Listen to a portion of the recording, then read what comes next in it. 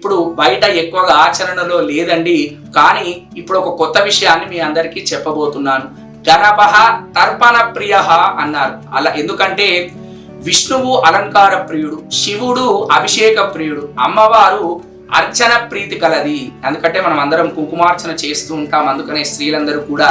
కాబట్టి అమ్మవారు అర్చన ప్రీతి కలది. కాబట్టి అట్లాగే గణపతి కూడా తర్పణ ప్రియుడు.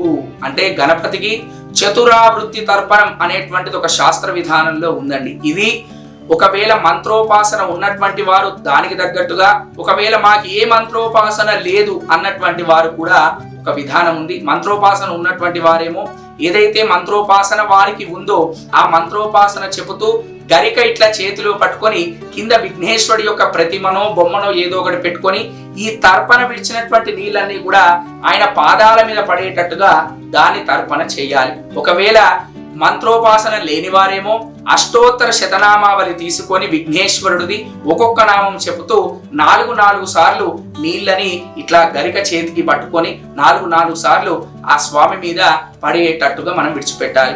మీకు ఉదాహరణగా ఓం విఘ్నేశ్వరాయ నమః, మహాగణపతిం తర్పయామి, మహాగణపతిం తర్పయామి, మహాగణపతిం తర్పయామి, మహాగణపతిం తర్పయామి, ఈ విధముగా 4 సార్లు ఇట్లా ప్రతి నామంకి విడిచిపెడితే 108 × 4 అంటే 432 సార్లు అవుతుందండి. ఇంకొక 3 నామాలు కూడా మనం జత చేర్చి మనం విడిచిపెట్టాలి. ఏంటిది? వల్లభ గణపతయే నమః, ఇంకొకటి వరసిద్ధి వినాయకాయ నమః, తర్వాత లక్ష్మీ గణపతయే నమః.